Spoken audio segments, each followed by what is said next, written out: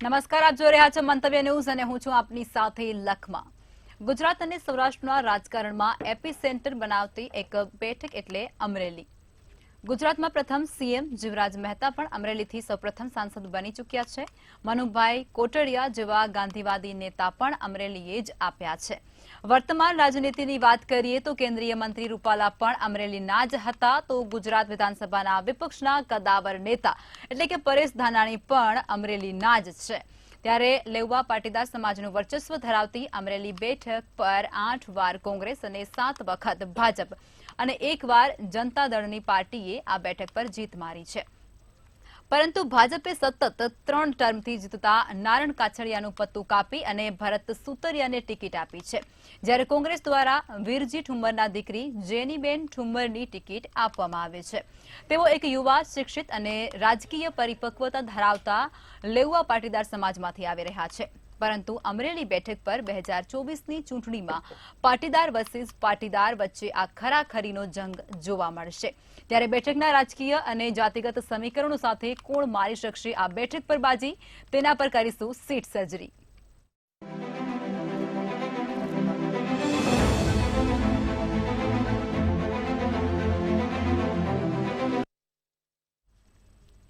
ચર્ચાની શરૂઆત કરીશું। રાજકીય વિશ્લેષક જોડાઈ ચૂક્યા છે, ઘનશ્યામભાઈ ગોસ્વામી અને પ્રફુલભાઈ ત્રિવેદી જોડાયા છે, જેઓ મંતવ્ય ન્યૂઝના એસોસિએટ એડિટર છે।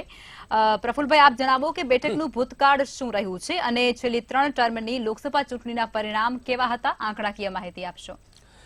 લખમાં અમરેલી બેઠકનું મહત્વ ખૂબ જ આગવું છે, કેમ કે અમરેલીના જીવરાજ મહેતા છે એ ગુજરાત રાજ્યના પહેલા મુખ્યમંત્રી રહી ચૂક્યા છે અને રાજકીય રીતે બહુ જ પરિપક્વ જિલ્લો છે। આમ જુઓ તો ભાવનગર અને રાજકોટ જેટલો આ જિલ્લો ભૌગોલિક રીતે હાઇલાઇટ ન થતો, પરંતુ રાજકીય રીતે બહુ જ પરિપક્વ છે। એનું અંદર જે એક મહુવા વિધાનસભા વિસ્તાર આવે છે ત્યાંથી પણ ઘણા બધા રાજકારણીઓ આવી ગયા છે, છબીલદાસ મહેતા ને સનત મહેતા ને બધા। એટલે આ આખો જે જિલ્લો છે એ રાજકીય રીતે ખૂબ જાગૃત છે અને જે 1957થી આ બેઠક શરૂ થઈ અત્યાર સુધી 16 વખત જે ચૂંટણીઓ લડાઈ ચૂકી છે, એમાં 8 વખત કોંગ્રેસ છે, 7 વખત ભાજપ છે અને 1 વખત જનતા દળના જે ઉમેદવાર છે એ વિજેતા થયા હતા।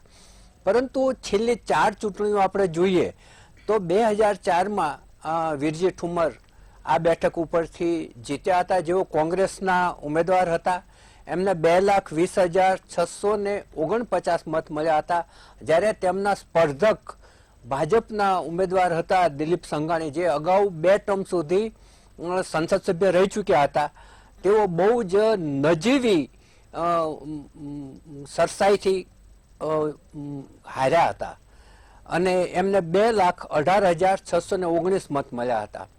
એટલે બહુ જ 2,000-2,500 મતનો જ ફાસલો હતો, બે વચ્ચે અંતર હતું। 2009માં જોઈએ તો નારણભાઈ કાછડિયા છે અને ભાજપે ટિકિટ આપી, એમને 2,47,660 મત મળ્યા।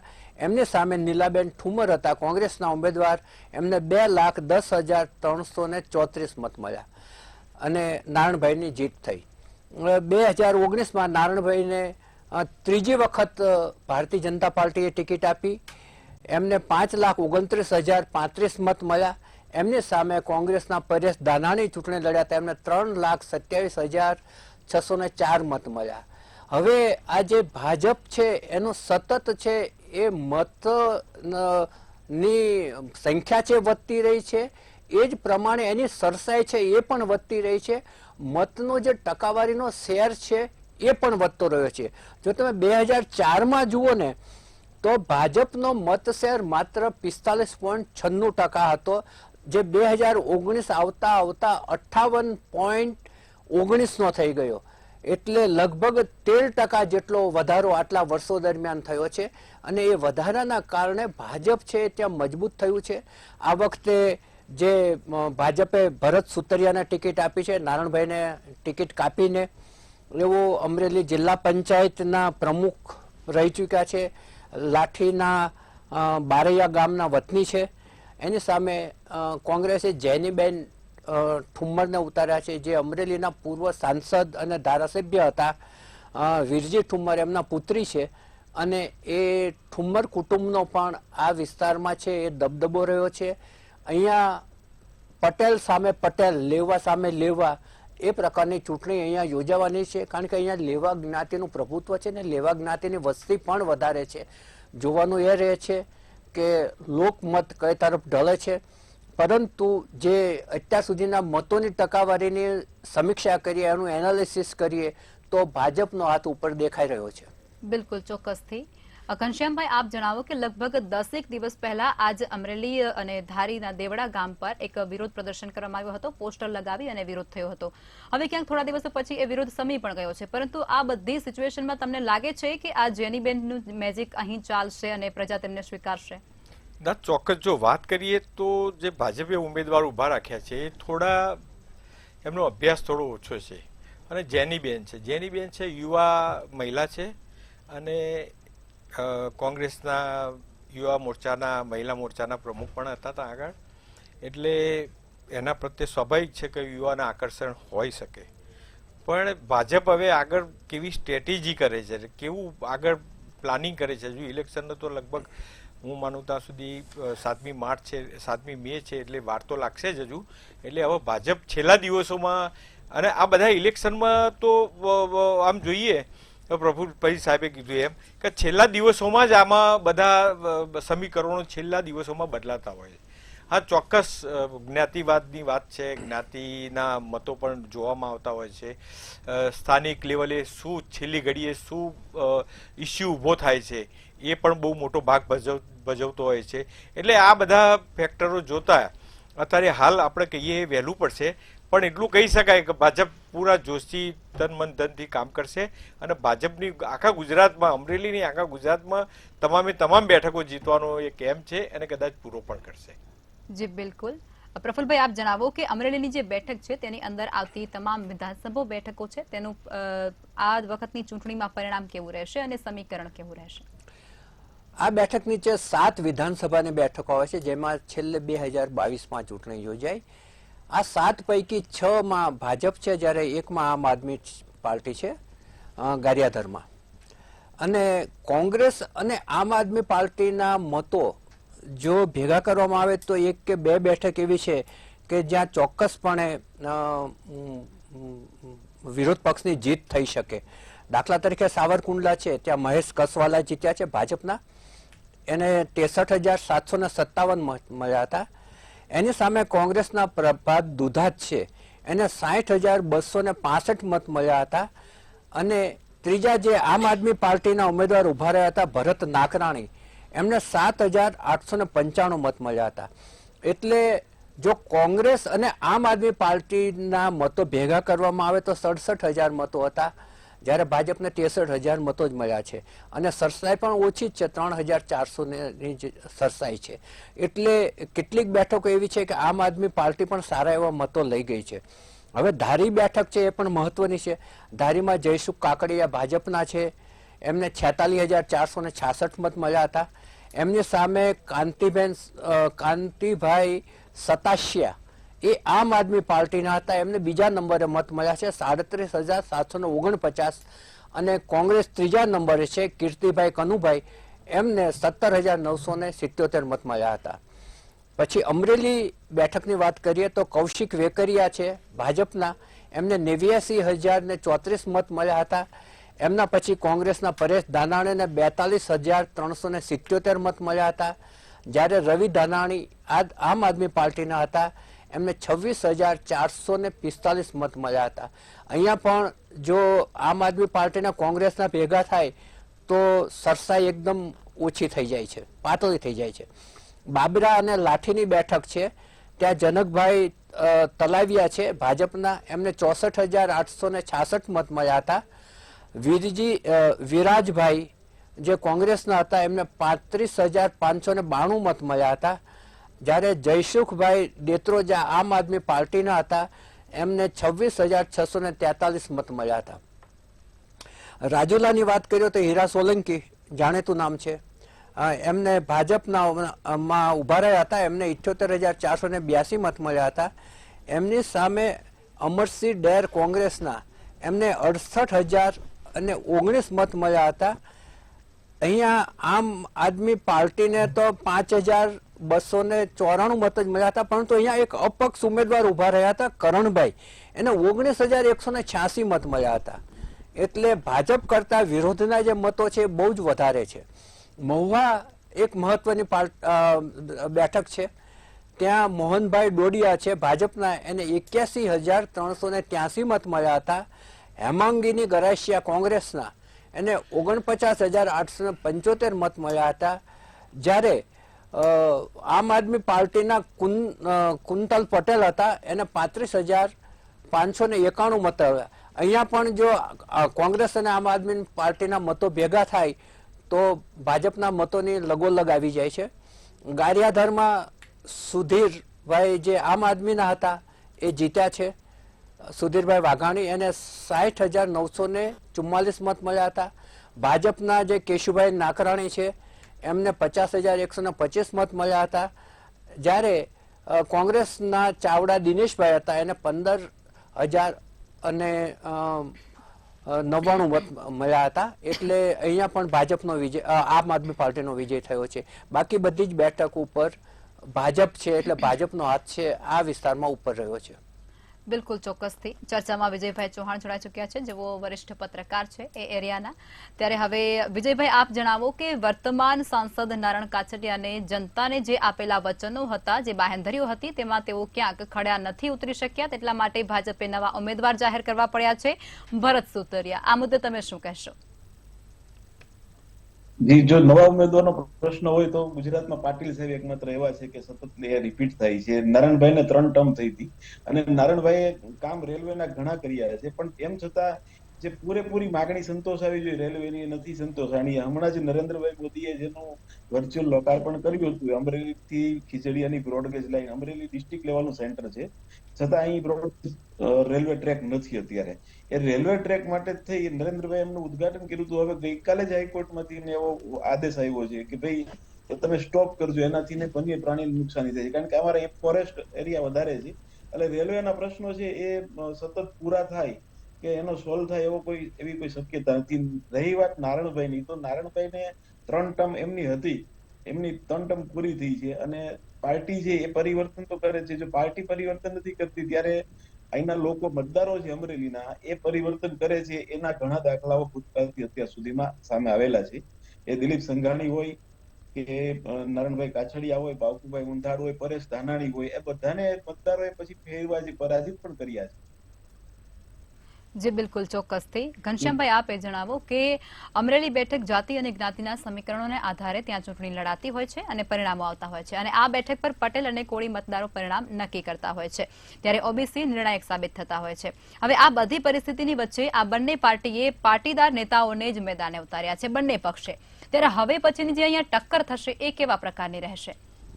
ચોક્કસ ટક્કર તો રહેવાની જ છે. ભાજપ ને કોંગ્રેસ વચ્ચે સીધી ટક્કર છે, એટલે બીજો કોઈ પ્રશ્ન ઉભો થતો નથી.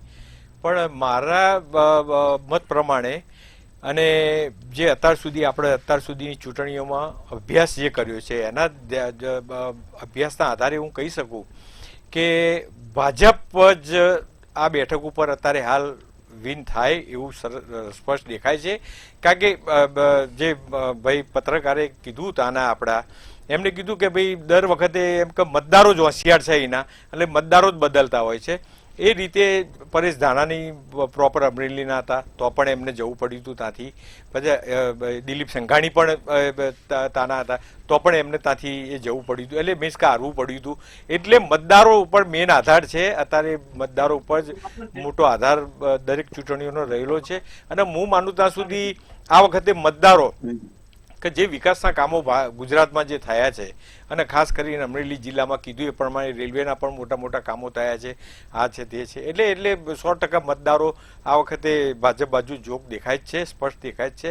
અને ભાજપ ત્યાં આગળ વિન થશે એ પણ એમાં કોઈ મીનમેક નથી, એટલું તો કહી જ શકાય છે.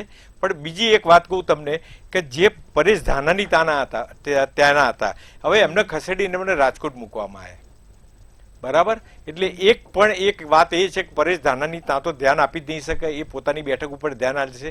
એટલે એ મતદારો પણ જે એમના ફેવરના હતા કે ભાઈ કે પરેશભાઈ ઉભા રહે તો પરેશભાઈને આપણે વોટ આપીશું, એ પણ ત્યાં આગળ ડાયવર્ટ થઈ જવાના આ વખતે હું માનું ત્યાં સુધી. એટલે ઘણા ફેક્ટરો કામ કરશે. અને છેલ્લી ઘડીને મેં કીધું એ પ્રમાણે છેલ્લી ઘડીના અને સાહેબે જે રીતે આંકડા આપ્યા કે ભાઈ આટલા ઇલેક્શનો થાય એમાં આટલા વોટો મળ્યા, એટલે તમે જુઓ તો માર્જિન વોટોથી હારેલા છે લોકો. એટલે આ વખતે આમ કહી શકાય કે 100% ભાજપ જ આવશે. અને બીજી વાત કે જેની બેન જે રીતે અત્યારે હાલ જે પ્રચાર કરી રહ્યા છે, અત્યારે જે સોશિયલ મીડિયામાં જે બધું ચાલી રહ્યું છે એના આધારે, અને એજ્યુકેટેડ મહિલા છે, યંગ છે, એટલે લોકોનો યુવા મતદારોનો એના તરફ હંમેશા આકર્ષણ હોય એ સ્વાભાવિક છે. પણ જે વિકાસના કામો થયા છે, કોંગ્રેસે જે વિકાસના કામો નથી કર્યા અને ભાજપે જે વિકાસના કામો કર્યા છે, એના બેઝ ઉપર આજે ભરતભાઈ 100% વિન થાય એવી પૂરી શક્યતા છે. જી પ્રફુલભાઈ, આપ એ જણાવો કે આ બેઠક પર જાતિ અને જ્ઞાતિના સમીકરણો કેવા પ્રકારના રહેશે અને આ રિઝલ્ટના પરિવર્તનમાં તે કેટલું મહત્વનું ફાળો આપે છે? જ્ઞાતિ અને જાતિમાં જોવા જાવ તો પાટીદારનું જ બાહુલ્ય છે. બીજા નંબરે કોળી પટેલો પણ છે, ઓબીસી છે અને ઉજળિયાત વર્ગ પણ છે. એટલે અહીંયા પાટીદાર સામે પાટીદાર ઉમેદવાર છે, એટલે બાકીની જ્ઞાતિઓ કઈ તરફ ઢળે છે એનું તે ગણિત છે બહુ રસપ્રદ રહેશે. પરંતુ જ્યારે ભરતભાઈ સુતરિયાનું નામ જાહેર થયું ત્યારે વિવાદ પણ બહુ જ મોટો થયો હતો. અને ત્યાંના જે સ્થાનિક જે ભાજપના જ એક જૂથ હતું એણે આ સામે વિરોધ કર્યો હતો. અને ત્યાં સુધી કે બે જૂથ વચ્ચે ભાજપના બે જૂથ વચ્ચે મારામારી થઈ હતી.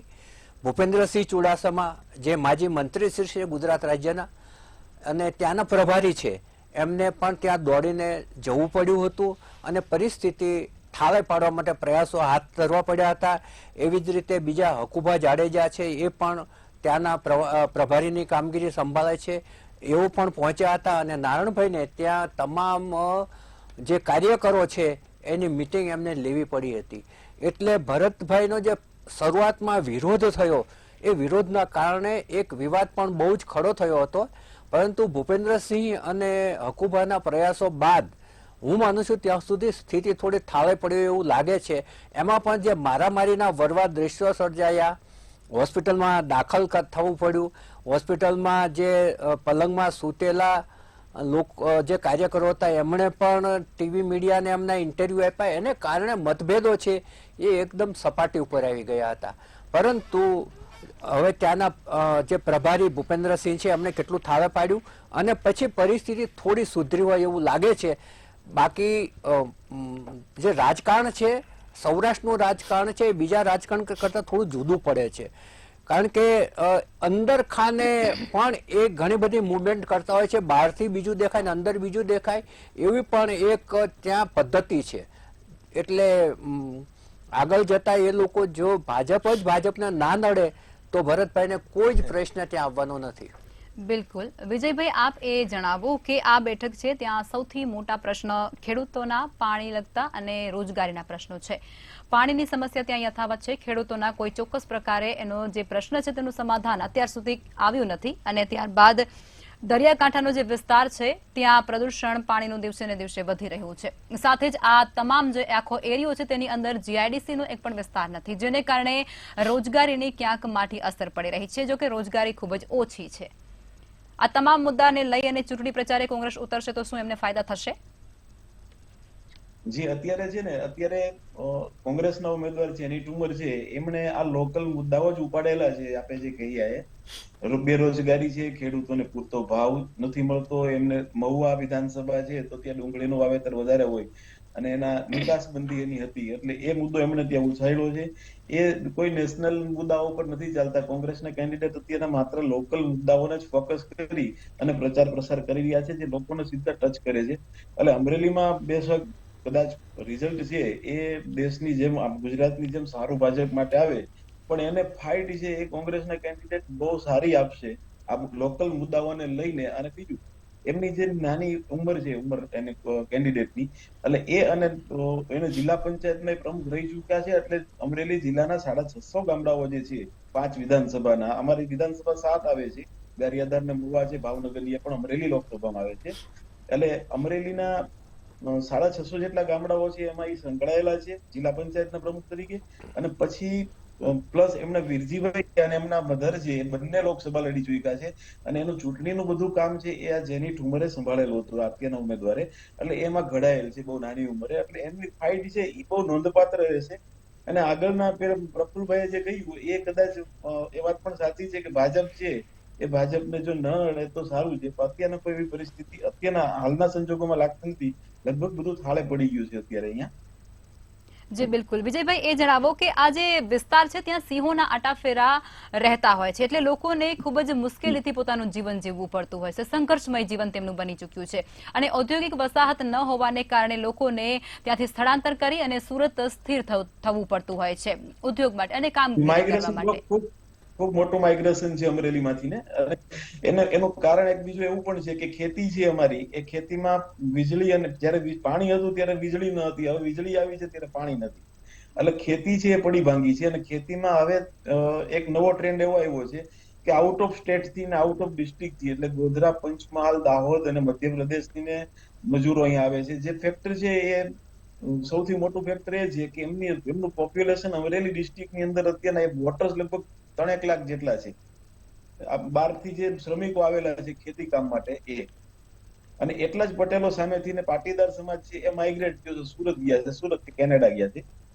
એટલે જીઆઈડીસી અમરેલી વિસ્તારમાં જીઆઈડીસી છે પણ એમાં ઉદ્યોગ નથી, કારણ કે ટેક્સ ફ્રી ઝોન અમરેલીને બનાવવો જોઈએ, એ બનાવ્યો નથી. કોઈ બીજા મોટા ઉદ્યોગ નથી. અમારા રાજુલા વિસ્તાર છે, રાજુલા અને જાફરાબાદ, એ વિસ્તારમાં મત્સ્ય ઉદ્યોગ અને અલ્ટ્રાટેક છે, પીપાવાવ પોર્ટ છે, સ્વાન એનર્જી છે, સિન્ટેક્સ જેવી કંપનીઓ છે.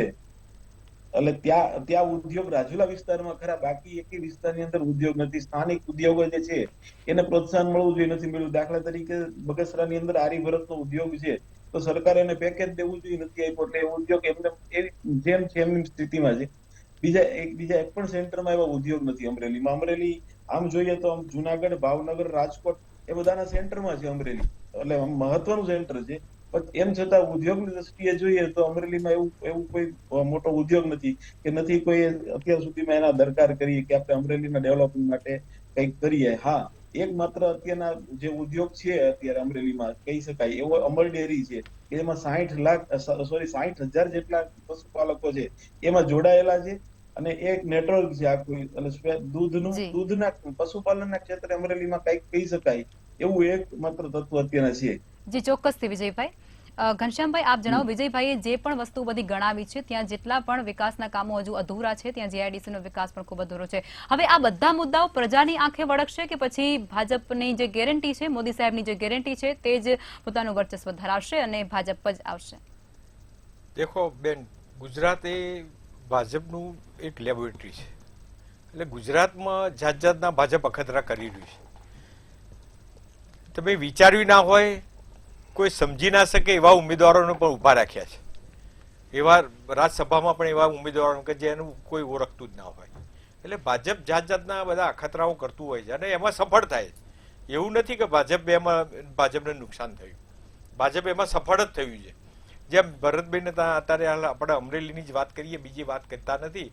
અને અમરેલીમાં જે રીતે ભરતભાઈને ઉભા રાખ્યા, એમનો વિરોધ થયો, બધું શાંત ઓટોમેટિક થઈ ગયું. એટલે એ ભાજપ તો એક આ લેબોરેટરી જ છે. ભાજપ આખા દેશની લેબોરેટરી ગુજરાત છે ભાજપની.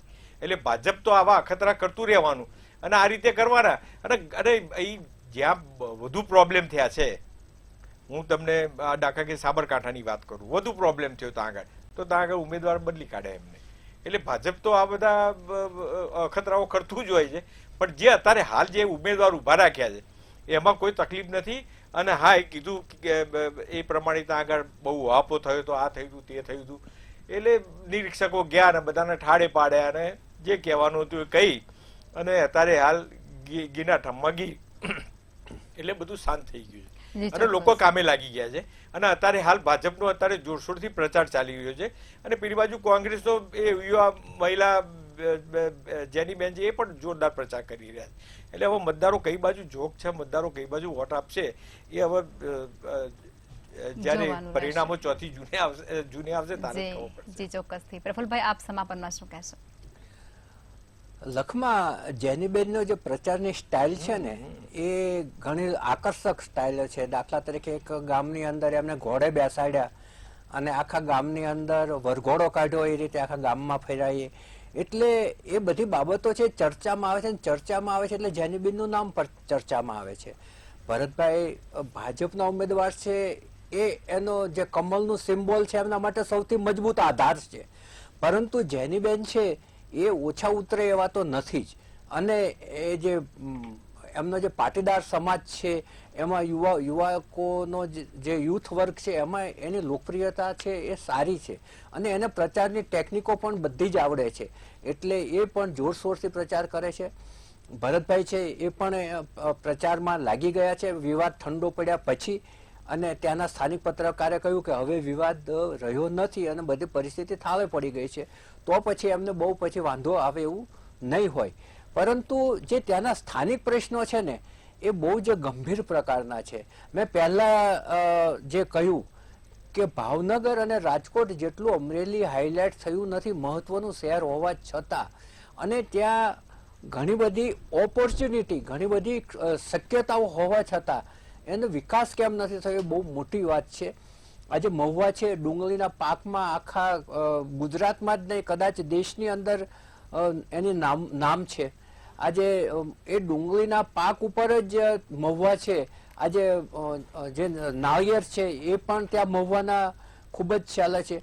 એટલે નાના મોટા ધંધા ઉદ્યોગો છે, પણ મોટા કહી શકાય એવા ઉદ્યોગો કોઈ નથી. જીઆઈડીસી એક પણ નથી, એટલે લોકોને રોજગારી નથી મળતી. અને ત્યાંના સ્થાનિક પત્રકાર ભાઈએ જે આપણે કહ્યું એ એમણે બહુ જ સારી રીતે કહ્યું કે ભાઈ અહીંના લોકોનું બહુ મોટા પાયે સ્થળાંતર થઈ રહ્યું છે. એ કોઈ કેનેડા જાય છે કે કોઈ સુરત જઈને સ્થાયી થાય છે, કારણ કે ત્યાં ધંધા ઉદ્યોગ છે સ્થાનિક લેવલે વિકસતા નથી. લોકોને ખેતીમાંથી રસ જતો જાય છે, અને એ ખેતી છે એ ગોધરા તરફથી આવતા જે આદિવાસી ભાઈઓ છે, વનવાસી ભાઈઓ છે, એ સંભાળતા થયા છે. 3 લાખ જેટલા આદિવાસીઓ ત્યાં રહે છે. આ જ બતાવે છે કે લોકોને ખેતીમાંથી રસ ઉડતો જાય છે, કારણ કે ત્યાં પાણીનો પ્રોબ્લેમ છે.